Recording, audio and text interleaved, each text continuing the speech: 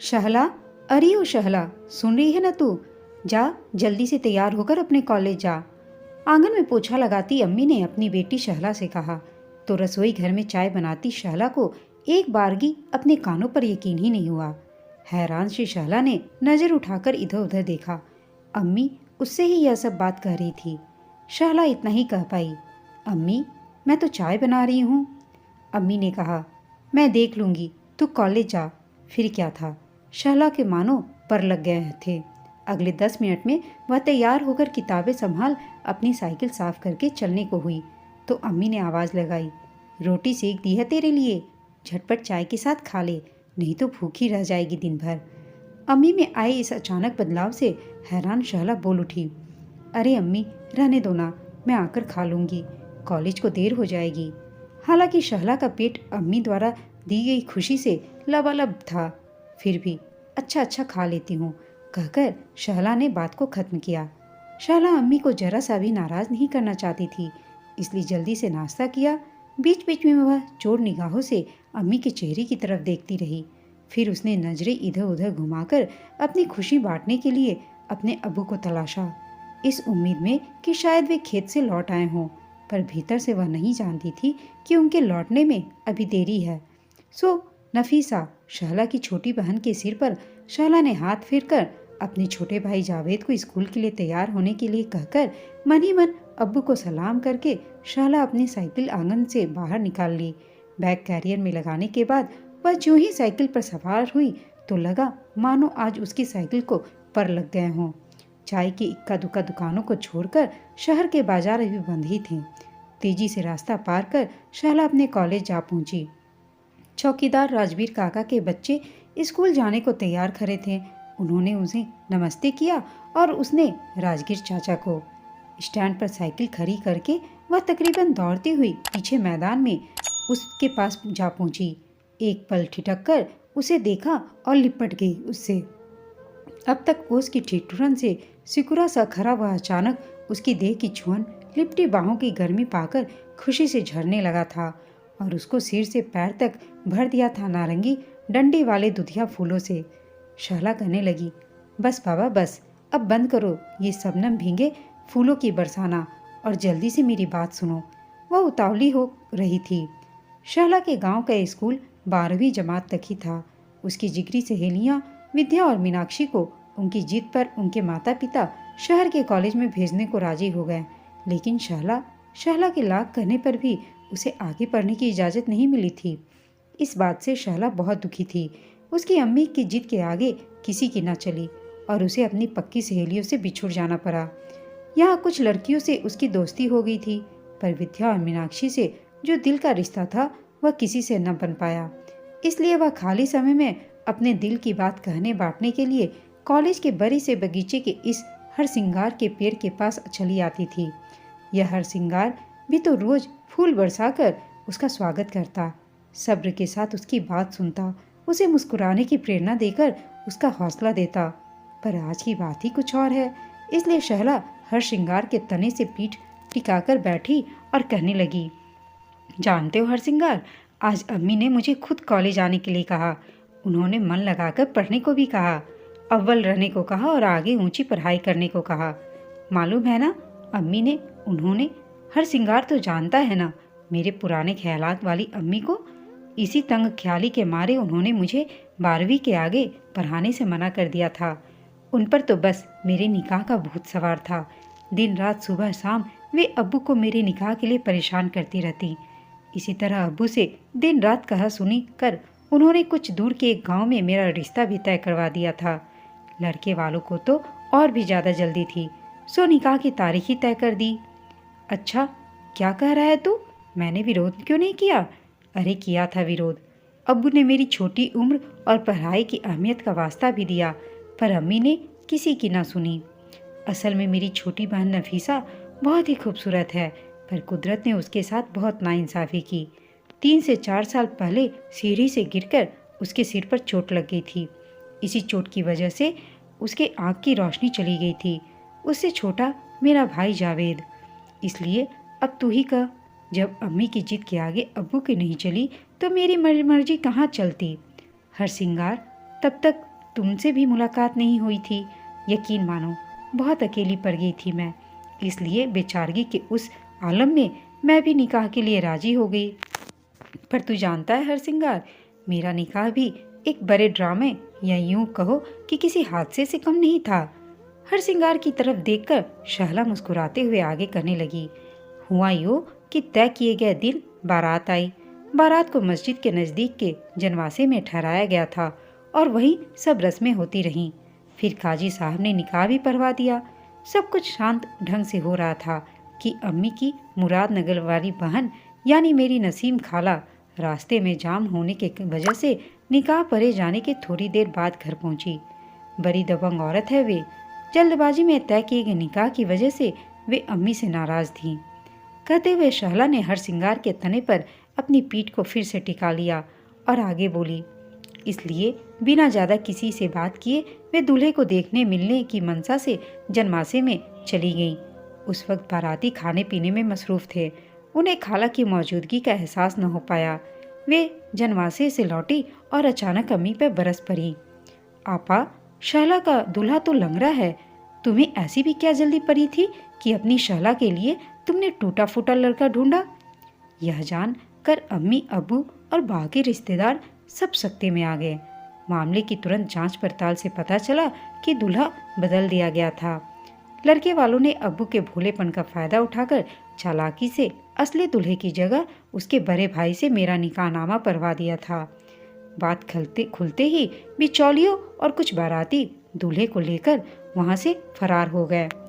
हमारे खानदान व गांव के लोग इस धोखाधड़ी के चलते बहुत गुस्से में थे। सो गांव की पंचायत व दूसरे लोगों के साथ मिलकर उन्होंने बाकी बारातियों को जनवासे के कमरे में बंद कर दिया। अब मरता क्या न करता वाली बात होने पर दूल्हे के गांव की पंचायत और कुछ लोग बंधक बारातियों को छुड़ाने पहुंच गए। दोनों गांव की पंचायतों और बुजुर्गों ने आपस में बात की। लड़के वाले किसी भी तरह से निकाह को परवान चढ़ाए रखना चाहते थे। वे कहने लगे, विकलांग का निकाह कराना कोई जुर्म तो नहीं जो तुम इतना हो हल्ला कर रहे हो। वैसे भी अब तो निकाह हो चुका है।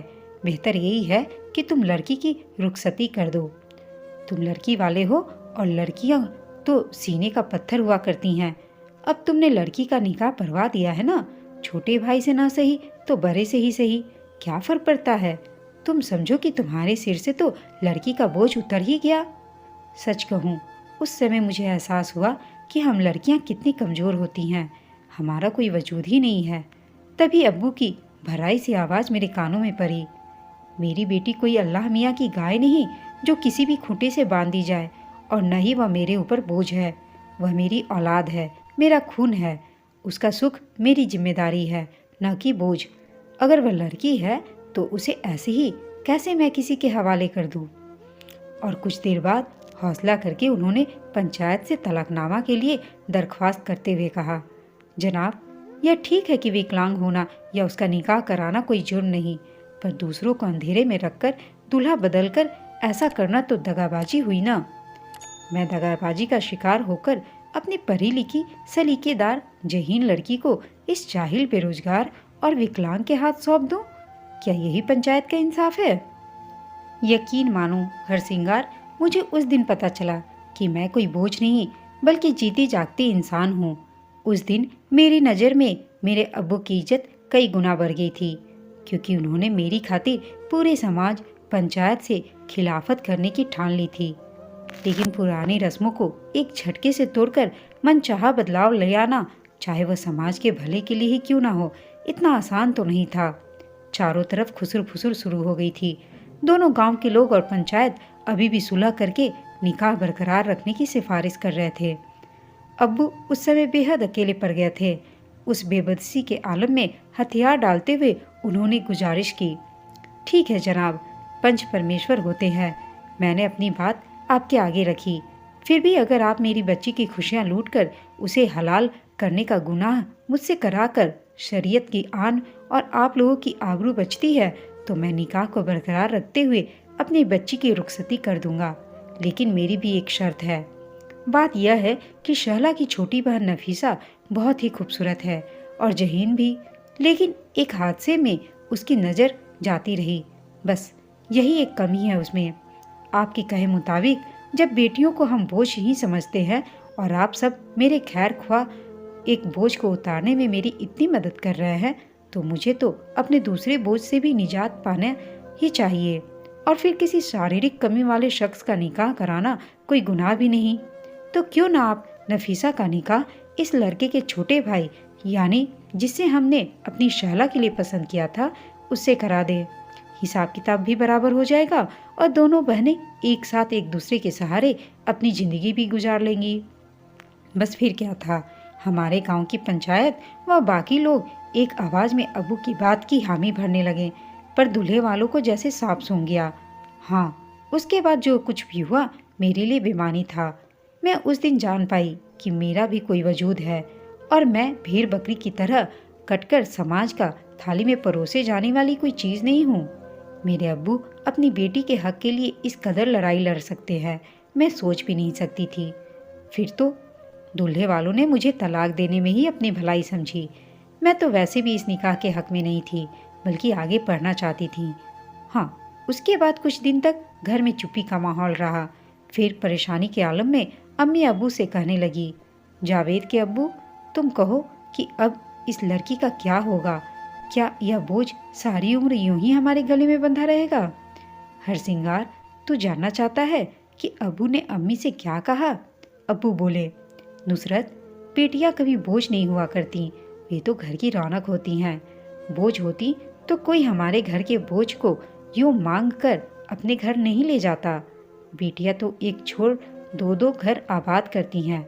अब मत कोसना इन्हें। कल मैं शहर के अस्पताल में नफीसा की आंखों के ऑपरेशन के लिए बात करने गया था। वहाँ आधे से ज़्यादा तो लेडी डॉक्टर थीं और वे भी 25-26 साल की लड़कियाँ। उनमें से दो तो मुस्लिम हैं, डॉक्टर जेबा और डॉक्टर शबाना। क्या वे किसी की लड़कियाँ नहीं हैं? हाँ, डॉक्टर ने उम्मीद दिलाई है मुझे कि हमारी नफीसा फिर से देख सकेगी। और हाँ, तू इनके निकाह की चिंता मत कर, सब ठीक हो जाएगा। अरे हाँ नुसरत, तब तक क्यों ना शहला को आगे पढ़ने दे। कोई हुनर हाथ में होगा तो समाज बिरादरी में सिर उठाकर जी सकेगी हमारी शहला। अब जमाना बदल चुका है, तू भी लड़कियों के लिए अपनी तंग ख्याली छोड़ उनके बारे में कुछ बढ़िया सोच नुसरत। और हरसिंगार, अब्बू ने जमाने की ऊंच नीच समझाकर मेरी भलाई का वास्ता देकर अम्मी को मना लिया, पर मुझे शहर भेजकर पढ़ाने के लिए वे बिल्कुल राजी नहीं हुए। इसलिए अब्बू ने उनकी रजामंदी से यहाँ कस्बे के ही इस ITI में कटिंग, टेलरिंग और ड्रेस डिजाइनिंग कोर्स में मेरा दाखिला भी करा दिया। अब मैं हर रोज साइकिल से यहाँ पढ़ने आने लगी। यहाँ नए लोग, नया माहौल, नए इल्म तो मिला ही, उसके साथ साथ हरदम व हर मौसम में खिलखिलाने वाले एक प्यारे दोस्त के रूप में तुम भी मिल गए और मेरी जिंदगी के मायने ही बदल गए। पर अम्मी अभी भी अंदर से घबराई हुई और परेशान रहती है। जब तब मुझे कोसती रहती है, ताने मारती है और छोटे बड़े बड़े काम के लिए मुझे छुट्टी करने पर मजबूर करती है। इस बीच पिछले हफ्ते शहर के एक बड़े अस्पताल में अब्बू ने नफीसा की आंखों का ऑपरेशन भी करा दिया। उस दिन अम्मी भी हमारे साथ अस्पताल गई थी और ऑपरेशन थिएटर के बाहर ही खड़ी थी। तभी ऑपरेशन थिएटर का दरवाज़ा खुला और डॉक्टर शबाना ने मुस्कुराते हुए कहा, आंटी जी, मुबारक हो। ऑपरेशन बहुत मुश्किल था, इसलिए समय ज़्यादा लग गया, पर पूरी तरह से कामयाब रहा। जानता है हरसिंगार, अम्मी हैरत में पड़ी। उन्हें बहुत देर तक देखती रही, फिर उनसे पूछने लगी, बेटी, यह ऑपरेशन तुमने किया है क्या? वे बोली, जी हाँ। अम्मी ने कहा, कुछ नहीं बेटी, मैं तो बस ऐसे ही तुमसे पूछ रही थी। उसके बाद अम्मी जितना वक्त अस्पताल में रही, वहाँ की लेडी डॉक्टरों और नर्सों को एक टक काम करते देखती रहती थीं। उस दिन से अम्मी काफ़ी चुपचाप सी रहने लगी थी। कल नफीसा के घर लौटने के बाद अब्बू से अम्मी कहने लगी, शहला के अब्बू सुनो। अब्बू ने अम्मी से पूछ ही लिया, नुसरत, आज कुछ खास हो गया क्या, जो तुम मुझे जावेद के अब्बू की जगह शहला के अब्बू कहकर बुलाने लगी? अम्मी ने कहा, अरे तुम ही तो कहते हो ना कि लड़का और लड़की में कोई फ़र्क नहीं होता, और फिर तुम शहला के बाप न हो क्या? वे आगे कहने लगी, मैं तो यह कह रही थी कि नफीसा की आंख ठीक हो जाए तो उसे भी दोबारा स्कूल पढ़ने भेज देंगे। पढ़ लिख कर वह भी डॉक्टर बन जाए तो कैसा रहेगा? यह सुनकर अब्बू ने कहा, अब तुम कह रही हो ना, बिल्कुल ठीक बात।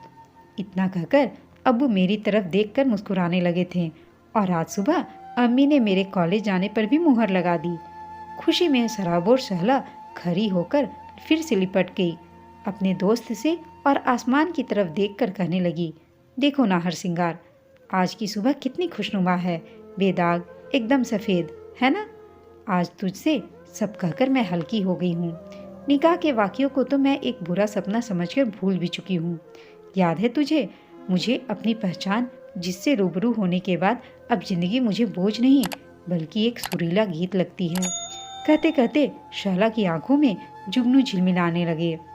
दोस्तों, आपको यह कहानी कैसी लगी कमेंट करके बताइएगा। साथ ही कहानी अच्छी लगी हो तो इसे लाइक, शेयर और चैनल को सब्सक्राइब अवश्य कीजिएगा। कहानी सुनने के लिए आप सबका धन्यवाद।